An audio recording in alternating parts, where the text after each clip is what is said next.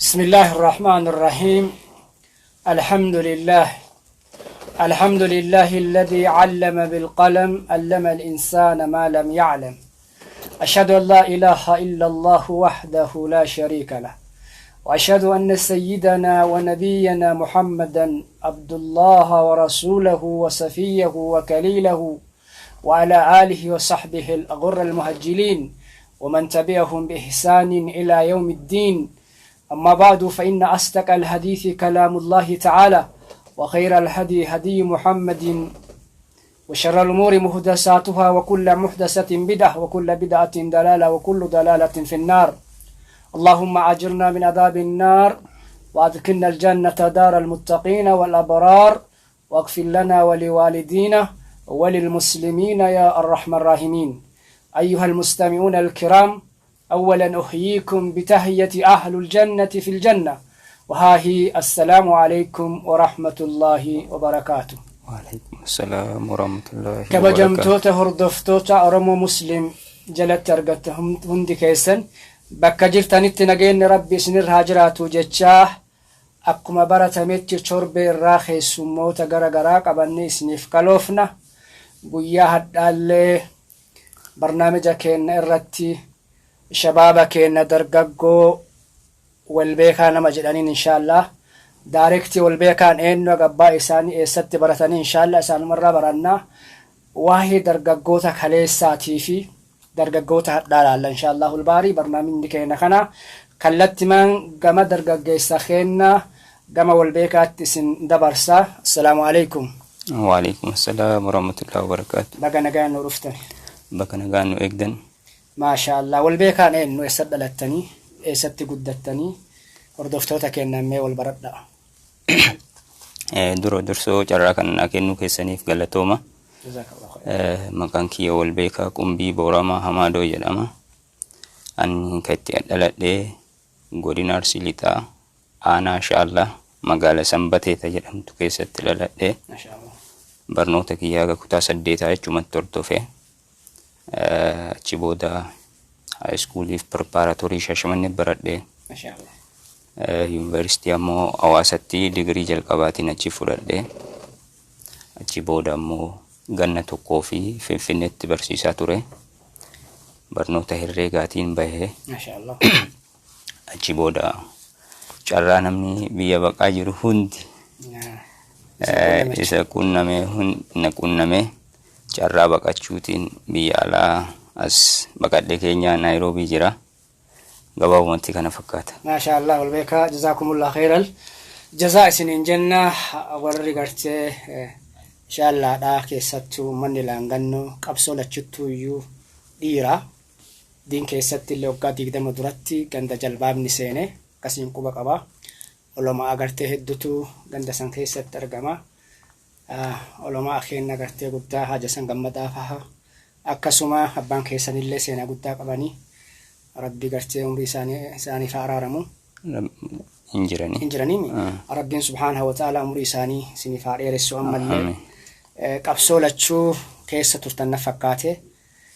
kanaaf inshaallah dargaggeessa kaleessa gartee dargaggoon sahaabaa rasuula rabbiitiin keessatti maal fakkaata, dargaggoon ammaa hoo irraa gartee inshaallah muuxannoo qabdan irraa akka hordoftoota keenyaaf gartee ibsitanitti inshaallah abdii qaba. maaliif ijoollee jenne dargaggeessi ammaa keessattuu ijoolleen gartee yuunivarsiitii gartee barattu maskiida gartee ijaartii achi keessa daawaa gootii diinii ooftii mee waa'ee kanarraa gartee ka ammaa dargaggeessa ammaa keenya kanarraa diinitti akkam fakkaataa mee akkamitti nu ibsitan. Galatooma gaafii hedduu bal'aadha. Eessarraa akka jalqabu hin beeku. Haa ta'uti akkuma isin reefuu kaaftani wanta hunda keessatti dargaggeessi gaheen isaa olaanaadha. Gahee isaa kana beekee ammoo dirqama isaa bahuu qaba dargaggeessi. Yeroo hadhaa wanta hedduu keessatti qabsoo biyyummaaf haa ta'uu, qabsoo diinii keessatti haa ta'uu, jireenya maatii keessatti haa ta'uu dargaggeessarra jira jechuudha. Maashaallah. Kanaaf dargaggeessi dura dursoo maaltu narraa eeggama? An maali jedhee of gaafachuu qaba. an eessaa bahe maaliif lafa kanarra dhufe lafa kanarra maaliif jiraadha namni akkanumaanii miti lafa kanarra akka dhufe rabbiin akkanumaanii miti kan uumeef hunda ilmaan namaa isaa gabbaraniif erga isaa gabbaraniif uume ammoo gabbartiin kun akkaataa ittiin gabbaran qaba gabbartii kana karaa ittiin gabbaran nama baratetu beeka yeroo adda ammoo carraan biyya keenya keessattuu carraan dargaggeessi barumsa diinaatiif qabu baay'ee bal'aadha haa ta'u ammoo irraa fayyadamutti hin jiru kana ammoo akka inni irraa fayyadamu ka gochuu qabu tokko ana dabalatee isini keessattuu warri miidiyaa jechuudha yeroo har'aa wanti sababannu hin jiru miidiyaan adunyaan teknooloojiin fagaattee jirti haala ittiin kaleessa obboleeyyan keenya abboonni keenya gaara ce'anii laggeen ce'anii barataa turan nuti har'a ammoo balbala keenya osoo jiru siree irra ciifnee haala qara'uu dandeenyutti diinii irraa gafloofnee taa'uuni haalaan baay'ee nama yaachisa kanarratti dabalee wantu jechuu barbaadu waan obboleessi kiyya yeroo tokko yeroo waan barnoota yuunivarsiitii barataa turetti waan naan jedhe yuunivarsiitii kana keessa karaa gugurdaa lamatu jira karaan gugurdaa haawee isa jedhamu kana jechuun lamatu jira kan badiitii fi ka qajeelummaa jechuudha namni haawee qajeelummaa irra deebe maashaallah barnoota idilee ka duniyaa kanaa itti fayyadamullee barate akkasuma ammoo milkii ganda akiraatiif illee diinillee achi keessa baratee bahuu danda'a namni ammoo karaa sanirraa jallatee haawee isa karaa badii irra dhaabate as deebiin isaan hin jirtu baay'ee ulfaataa jechuudha qormaata lachituu jira rabbiin nurra qormaata san darbee irraa fayyadamee karaa guddaa isa karaa diinii karaa haqaa irra deemu nu haa taasisu kanaaf obboleeyyan kiyya yuunivarsiitii keessa jiran haa ta'u haayiskuulii jiran haa ta'u bakka jiran kamiyyuu diinii irraa akka duubatti hin jenne akka baratan har'a yeroon kun carraa baay'eetu jira carraa jiru hunda fayyadamne ummata keenya tiksuufu diinii keenya tiksuufu barnoonni addunyaallee barnoonni diinii illee akkaan nu barbaachisaa nama baratetu waan dhabellee waan qabullee beeka ka qabu nama beeketu ammoo ka irraa hafe ka dhabellee beeka jechuudha kanaaf nama barate kana hundaayyuu adda baafachuu danda'a waan yeroo dhiyoo darbe keessatti dargaggeessi keenya kan karaa irra bahaa dhumeefi wallaaleetii miti carraan kaleessa kun hin turre namni hundi waan hin baranneef qabsoon godhamaatu osoo turu namni barate hedduu waan hin turreef ummanni bal'aan ammoo waan qabuuf hin qabnellee hin beeku dargaggeessi haa dalagaallee dhabu bal'inaan barnoota keessa hirmaachuuni miidhaa ummata isaa irra jiru saniyyuu hubachuu danda'ee karaa irra ba'ee dhumatee waan barbaadu hanga tokko argee ture harkaallee deebi'ee bahu malee kanaaf barumsi lachuu ka diinillee ka akiraallee ka addunyaallee akkaan nu barbaachisaa kanaaf dargaggeessi irraa galfaa'uu hin qabu bakka jiranitti sheekota keenyarraa daa'ii keenyarraa itti dhiyaatanii haa fayyadamanii jechuun barbaada dhiifama baay'ee isin dheeressa. Jazakumullahu khairal jazaa obboleessi keenya qajeelan nu ibse asumarratti gartee teknooloojiin badhate yogguu jettan akkamitti teknooloojiin kan fa'ame maal fa'a akkamitti teknooloojii kanaan baratan? Dhugaadha. Teknooloojii yoo jedhu namni hunduu jecha isaa inuma fayyadama. Teknooloojiin kun maal akka ta'e ammoo tokko tokkoon kaasee ka'ee ibsu ammoo hedduu xiqqaadha. Haa ta'u haga an hubadhetti gara diiniitiin wal qabsiisee yoo laale kaleessa namni tokko hadiisa tokko barachuudhaaf akka dhageenyetti biyya tokko dhaqee hadiisa takkitti baratee gala. Biyya tokko biyya biraa dhaqee hadiisa takka baratee dhufu. Haala saniin diiniin hungaan. Har'a ammoo teknooloojii akka onlaayiniidhaan mana ofii keessa taa'ee zuumiidhaan sheeka fedheerraa hiikaa barachuu danda'a, lafzii barachuu danda'a jechuudha. Teknooloojiin hedduudha kan diinii keenya irratti itti fayyadamuu dandeenyu. Karaa sheeka irraa baradhu dhabee jennee yeroo itti himannu darbee jira. Onlaayiniin iimoon jira, waatsaappiin jira, telegiraamiin jira, zuumiin jira. Carraan baadhaadha. Kana keessaa kanuu mijaa'in kanuu salphateeni ganama taatu galgala taatu fayyadamuu dandeenya jechuudha. Teknooloojii ammatti ani itti fedhe kana teknooloojiin ammoo addunyaa itti jirtu waan baay'ee bal'aadha. Haala ittiin mana keessa teettee diina ofii biyya biraatti ittiin dhooftu hojjechuu jirti. Kana ammoo maaltu hojjechuu nu dhookke? Garaa haadha isaanii keessa barataniitii miti gabaan warri kun. Nuti ammoo yeroo har'aa haarawaa hojjechuu miti kan hojjetamettuu fayyadamuu hin dandeenye. Kana keessaa itti fayyadamuudhaaf ittiinuu haa barannu. Gaafa ittiin baranne teknooloojii ittiin barachuu jirru kana akkamitti uuman nu hoo uumuu hin dandeenyu waan jedhu xiiqii keessa seenuu dandeenya. San gochuufuu ammoo jalqaba diinii keenya teknooloojii uumame kanaanuu fayyadamnee mee haa barannu. Meeqa kennatu salaata akkaataa salaataa yoo beek arkaana isaa waajibaata isaa rukkuu isaa kana hunda maal hundi namaa maqaadhaa islaamummaa himatee yaa'a malee kan adda baasee iyyuu hin beeku. Qaanfii dhiisee namni hunduu bakka dandeettii isaa irraa ka aliifa danda'u aliifa irraa ka faatihaa danda'u faatihaa irraa bakkuma jiru yoo itti fuufe waa tokko baratee obboleessa isaa ka biraa barsiisuu danda'a jechuudha. Kanuma fakkaata teknooloojii. Maashaallah galatooma teknooloojii hogguu jennu shayni kennaa yookaan dargaggeessi kenna ol beekan nu ibsee jira. Keessattuu olumaa angartee carraa argatanii gara eegasii zuumiitiidhaanii telegiraamaan waatsaappiidhaanii akkasuma feesbuuka kanaanii waatsaappiidhaan waan sila argame hedduun barataa jiranii asirratti waan yaadachiiftanii dur waggaa 30 dura gaafa nuti barannu tokkoffaa miilaan deemna makiinaan hin jiru. Gadabirraa yookaan asaasarraa kaanee baalirraa kaanee hogguu gaafa biyya har'adhannu makiinaan hin jiru. Maaliif jennaan beesee sanuyyuu yookaan mallaqa sanuyyuu barattoonni hin qabanii miilaan deemanii akkasitti kitaaba agartee tokko lama amsoolaa tokko fa'a agartee fudhatanii kawaan achi gartee yoo deemnee waa nyaannaa waa dhunnaa rabbi irratti gartee takkulaata ta'anii akkasitti ilmi olumaa irraa fuudhanii olumaa angartee kenna kunillee rakkatanii seenaa gartee haajicha kenna yookaan sheeka kenna Yuusuf Ciroo kitaaba isaan gartee seenaa isaanii irra qopheessan irratti kitaaba san isin birallee ni jirana fakkaate ilmi barachuurraa waan gartee waggaa 40 keessa turaniif qaamni isaanii kun yoo marfeellee waraante dhiigni hin bahu jedha. Maal jennaan rakkinna keessa turanii akkasitti gartee halkaniif guyyaa sanuu korraaziin yookaan faanosni nu eegas dhiyoo dhufe na fakkaate korraaza fa'aan gartee barataa ture jechuudha mutaallimni duraa.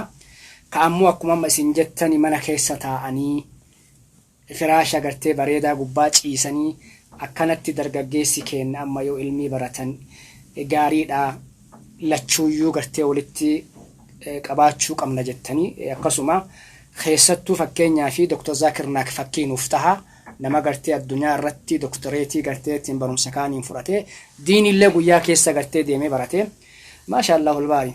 Ammoo gara gaafii lammaffaatti yoo deebi'u isinummaanuu haga gartee achitti barsiisaa gartee mathematics yookaan herreegaa taatanii Finfinnee keessatti barsiisaa turtanii asi carraa eegasii yookaan miidhaa gabrummaan yookaan mootummaan gabroonfataan biyyaan isin baaseen keenya seentanii takka jettanii asitti barattan diinii jechaa dhagahee jira sanirraa mee maal na ibsitan? Dhugaadha. Maalli si fakkaate? Gaabbiif eegeen booda aantiyya. Ammallee maaltu jira wallaalaan bishaan irra dheebotaa yaan. Kana lachuu maaliif mammaakuu barbaade? Akkuma isin dura kaastanii naannoo keenya olumaan beekamaan kan toohida seensan Haji Hasan Gammadaa ni jiranii manatti illee ollaadha. Garuu achumatti irraa fayyadamuu hin dandeenye. Gaafsan jechuudha. Kan namni biyya biraa eessa biyya biraatii ce'ee dhufee isaan biratti baratu nuti achumatti akka wallaalaan bishaan bira dhoobota jedhan san irraayyuu fayyadamuu hin dandeenye jechuudha. Kana ammoo gaabbii isaa erga as dhufee arge akkuma dura kaase yeroo kaampaasii keessa turellee carraan jamaa ciccimatu jira. Carraan diinii san barachuu osoo jiru akkuma dura ibsuuf yaaletti yeroo sanitti dargaggummaattu nu keessa jira waan ta'eef yeroo sanitti qabsoo karaa abaawotiin godhamu jala deemaa ture waan ta'eef xiqqoo haalli ittiin qara'uu danda'u waan naa hin mijoofneef yeroo sanitti barachuu hin dandeenye. Kana hunda ammoo ka argitu dogongora hojjettillee waan gaarii hojjettillee erga bira luftee argita. San erga lafa kana dhufe an eenyu maaliif lafa kanarra uumameera waan jedhu of gaafadhe. maal gochuu qaba erga jiraadhee booda garam deema gara deemu sanitti ammoo maal qabadhee deema waan jedhu of gaafadhee kanaaf rabbiin kan lafa kanarra nu uumeef akka isa gabbaruuf ammoo akkaataa ittiin gabbaruu beekuu qabna waan jedhuuf mataa keessa na dhufnaani an wamaa harkaan qabu har'a digirii an qabadheeru kuni boroo rabbi fuula rabbii biratti na fayyada nan fayyadu maaltu na fayyada yoo adda aliifa jedhee waan itti akkaataa itti rabbii kiyya kadhadhu beeke yoo danda'e ofii kiyyaa ittiin gabbare yoo danda'e ammoo nama biraallee barsiisuu danda'a kanaafu nama biraatuu barsiisuufu ofii kiyyaa barachuun dirqama waan jedhuufi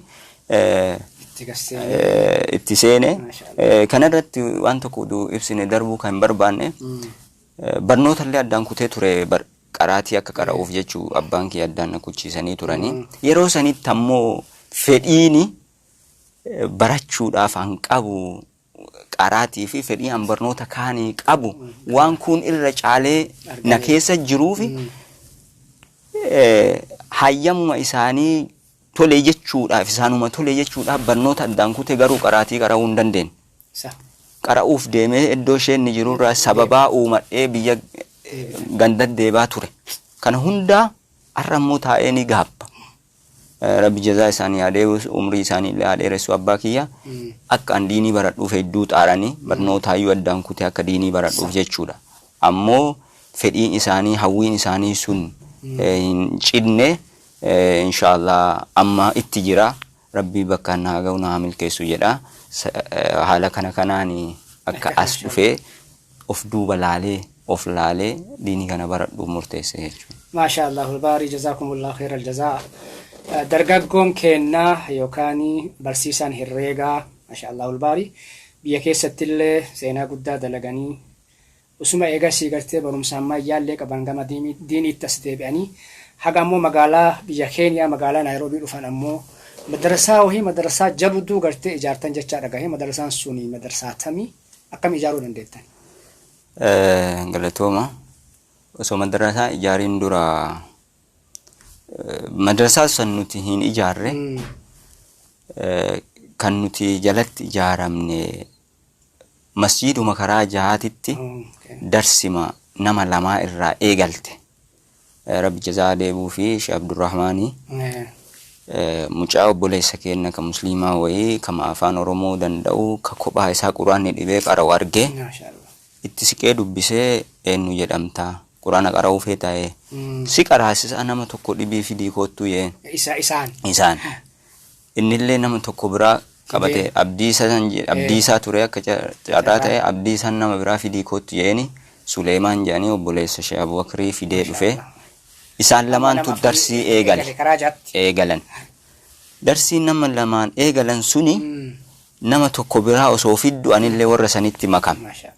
Osoo darsiisan quraanuma oofnu bara 2014 baqataan as keessaa ba'uu qabaa waan jedhuuni mootummaan labsii baasee rakkoo hedduu keessa tarree booda akka as jiru akka taa'u ka haarufti biraa akka asittiin simatamne waan jedhu dabarseeni bifa haarawaan qaraatiin teessa itti fuuftee kitaabota biraallee eegalle haaluma san keessatti maqaa moggaafannee makaarimul akhlaaq ka jedhu bifa saniin hundaa'e makaarimul akhlaaqiin hundaa'e kun ammoo qaraatiin cinatti ammoo rakkataa kenna as keessatti fuudhuu dadhabuu haa ta'uu dhibeen haa ta'uu waan humna kenna osoo walirraa duubatti hin jenne waan qabnu wal gargaarree walif fuudhaa turre ka dhibamuu yaalchisaa turre ka rakkatee biyya galuu barbaadu gara biyya akka galuun godhaa turre jechuudha. Kana ammoo carraa tokko isin keessa argamtanii fundraising sanirra waliin hojjanneerra na fakkaata yoo dogongoruu baadhee haala saniin ture sanumaan wal qabatee ammoo madarsaan arma dura turte jirti. Maqaan qabdu turte isiin illee karaa shanii isaan illee madrasaa Sheekh Umartuu barsiisaa nullee as karaa jaatti quraana qaraanaa kullamaan hayyama illee waan hin qabneef sanillee hayyama itti goonee waliin akka guddisnu waan jedhuun bifa saniin walitti makame malee madrasaa san nuti ni ijaarre Sheekh Umartuu dura harkaa qaba booda ammoo walumaan oofaa turre akka carraa ta'ee isaan biraa ala deemanii amma ammoo koronaan kun adda balleesse jechuudha. Inshaallah. Maashaallah chumarratti gartee waan jiru fedhu barumsi gartee waan inni qabu sumarratti arginee jirra jarana. Barumsi gartee humna namni barumsa qabu gamuma garteetiin gama barumsaatti yaada. Kanarratti sahabaa tokko mee isiniif kaleessa. Sahabaa tokko nama gartee sahabaa guddaadha Abu Dardaa jedhaniini.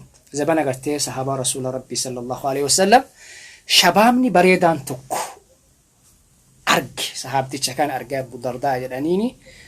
Akka inni garteetiin saahiba Rasuula Rabbii ta'uu beekee itti kalaahee yaa saahiba Rasuulullah sallallahu alaihi wasallam awsini naadhaami jedhe. Abu Dardaa kanaan naadhaami jedhe. Duuba gartee ni dhaamee shillee garteetiin saahibni Rasuula Rabbii kuni dura gartee akkaataan gartee inni mucaa kan itti kaleesse gurbaan jenneen mucaan jenneen maqaan hin yaamne yaa bunayya yaa ilma koodheen laal qalbii isaa hatee dura gartee wanni ati gootu akkuma isin gartee dura irratti nu kaaftani dura eegasii gartee maaf uumame ani maaliif uumame rabbiin maaliif na uume wanni an gartee godhuu qabu maali rabbiin subhaanahu wa ta'ala wanni nu uumeef akka isa gabbarruufi gabbartiin kunillee beekumsa barbaachisa akkamitti akka gartee isinuu dubbattanii jirtanii rabbi gartee ammallee dabalee isinii haa kennu akkamitti gartee rabbiin gabbaran akkaataa garteetiin shari'aa isaa shuruuxa gartee salaataa arkaanota salaataa diiniin kun waa hedduu nama barsiisa jechuudha akkanumaan callisanii hin gabbaran barumsatti garteetiin nama fedha kanaaf rabbiilleen subhaanahu wa ta'ala quraana keessatti nabiyyi keennan alayhi salaatu wassalaam iqra bismi rabbika alladhi jedheen qara'i jedheen laal haa ta'uu gartee saahibni garteetiin rasuula rabbii kuni gogguu isaa dhaabu sahabticha kana dhaamu maal jedheeni yaa bunayya اذكروا الله ربي كان كي قابدو جدين ربي كان كي ياددو جدين في السراء وقوبة إنك قافاتي قرتي بدين قبضو يو ربي كان كي قابت ربي كان كي اللي قافاتي قرتي إنك هي سجرتو سيك قابتا هاجدين تانا إيقا كاين بود اتعانسي يا بني يا علمكي يا هو جدين أمالي كن عالما أو متعلما أو مستمعا ولا تكن رابعا يا علمكي نما وابيكو تاهي جدين عالمة هجدين صدرك عالمة قرتي سنتينمو نما وابيكو تويو وانسلا قرتي تنبر باتو سنقرا برونسي كيسان كاسم بيتي براتنسون أسيت اللي قرتي شبابا أكوا براتو قولي صدرك برونساس مرات لالو قبل جتشوفي دبت جتشونا مال جنان إسن نما توكو مجا قرتي قرآن قرآجل مسجدة كيست أرقي إسا قرآن نقرتي إبو أن القرآن سيبر سيسا لما توقف في ديجتون كوني صحابة رسول ربي نوادة تشيفتني جزاكم الله خير الجزاء مال جنان صحابون نقاف دراني قاف رسول ربي صلى الله عليه وسلم رسول ربي قتشيتين رسول من قبه من إساك إسا إيقالي خديجة من خيسا أمنتي رضي الله عنها علي أمني زيد أمني أبان بكري أمني أبان بكري دوبانتين فيجينا مجافد عبد الرحمن فيدي عبد الرحمن أو فيفا فيدي صحابته هدو قرتيتين فيدي يجور أكا عثمان من أفان فا أكا زبير من أوان فا قوان سني قلامي إيغاسي صحابون نسنو قدتني أكا أبان زري أكا أبا هريرة أكا قرتي أبو درداء يمدو بنو كن فاقت نفت يجور سنو هذا تشيفتني ما ليف جنان مدرسان قرتي مكارم الأقلاق تاكرا جاسوني هدو قرتي قرقارس إسين قوتيف فوق قرتي إسين اتقوت إن شاء الله الباري سنبودا قرتي ولتي قديبنا كوني مرتو بيكم سرايوف دوبا قرتي تين وقود آموف أبان درداء إلما قرتي كنا نما وابيكو الراتي يوكان نما وابرة الراتي صدفة أمو نما وارقيفة الراتي yoo kanaa miti taate ammoo arfaffaa nama wallaalaa irraan ta'in jedhee dhaameefi. Kanaaf isinillee dhaamsan isinnuuf dhaamtan dargaggeessa kennaaf dhaamtan nama wallaalaa irraa akkan taane nama waa beekutu biyya bulchaa. Beekumsi gartee kaleessa isinuu kaaftanii jirtan. Dargaggeessi gartee hadhaatiif qeerroon hadhaatiif ta kaleessa takkaa miti. Qeerroon hadhaa dammaqxee jirti. Dammaqiisa san keessaa uummanni Shaashamanneetiif isinuu fakkiinuu taatanii jirtan jechuudha. Kanaafi dargaggeessi garteetiin beekumsa lamaanuu qabachuun sa'a ammaatti barbaachisaadha teknooloojii gartee amma dhufe kanaani rabbiin gartee dabalee isinii haa kennu sahaabonni rasuulaallee akkanatti gartee dabarsan asirratti ammoo gaafiin sadaffaa kan isin gaafadhu ammallee karamajaa isin deebisa madrasaa tana gartee keessatti wanni isin godhaa turtanii barumsa qofaa miti. Ammallee gartee torbee irraa kitaaba barreessitanii akka gaazexaatti raabsaa turtan jechaa dhagahee jira namni raabsee barreessullee isinii san maaliif gootan? Galatooma. Namni cuftuu ofii danda'u godha. Maashaallah. Akkuma durallee kaasne wanti ati barumsa diinii irratti dabalataan barumsuma addunyaa kanallee barattuu fi akka addunyaan si dhiifteen tarreef isaanuu ittiin waan isaan qabaniin ofirraa isaan ittisuudhaaf nullee barumsa kanaanillee of qopheessuu qabna. Akkuma ergamaan Rabbi sallallahu alaihi wasallam waan isaan isinii kurfeessanii isinillee kurfaa eegaa kurfaa'uu san keessaa tokko xiyya qofaa miti. Ka xiyyallee qopheeffatu. Xiyya yoo qopheeffatte ka isaanii ka barate afoo dhaabattuuf atillee barachuu qabda. Barumsa addunyaallee kaliinillee. Kanaaf barumsa addunyaa ka baradhe san irratti akkuma isin Rabbi jazaa isin haa deebi'u gaazexeessaa taataniiti miti adda carraa kana naa kennitanii asin naaf feertan. Ammallee dabalee isin haa kennu.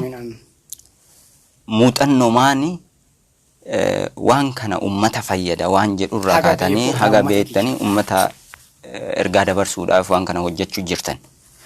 Akkasuma hanga baradhe sanitti afaan beekuun ummata kiyyaaf waan muuxannoo yuunivarsiitii keessatti yeroo baradhu gumii afaan Oromoo keessatti hojjetaa ture.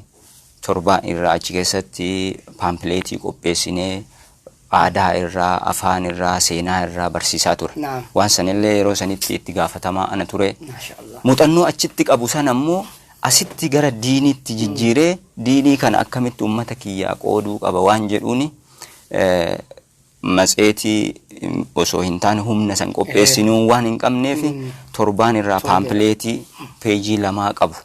Ka achirra gaafiin jiru, gaafiin torbaan irraa ka badhaasaa jiru, seenaan sahaabotaa ka irra jiru, qissaan barnoota daddabarsan jiru, wantoota akkasii Qur'aana irraa, aayaa Qur'aanaa irraa, hadiisa irraa waan nama barnoota ta'u gaggabaabsinee achirra qopheessaa turre.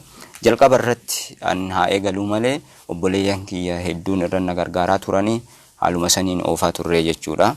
San ammoo beekumsa qabu muuxannoo qara qaburraa waan saniin eebbifamee osoo hin taane muuxannoo qaburraa waan ummata kiyyaa fayyada maaf hin goone waan jedhuun waan san raawwadhe har'allee itti gammada waan san gochuu kiyyaani.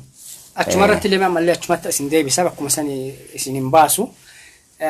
San kitaaba waan torbee irraa gartee deemu sani anuu dhaqqabee jiralle argee jiralle gaafiifaa qaba wanni sun namni akka ajaa'ibaatti hordofa gaafa wal hanqata wanni sun silaa gartee inshallah aduutti fuufillee bareeda san qofaa miti hedduu sheekoleen asitti kitaaba gartee attaman hedduutu jira sheekolee sanillee akka kitaaba waliin attamtan gulaallaa taatanii kitaaba hedduu as keessattillee gargaartanii jirtanii sunuumee akkami?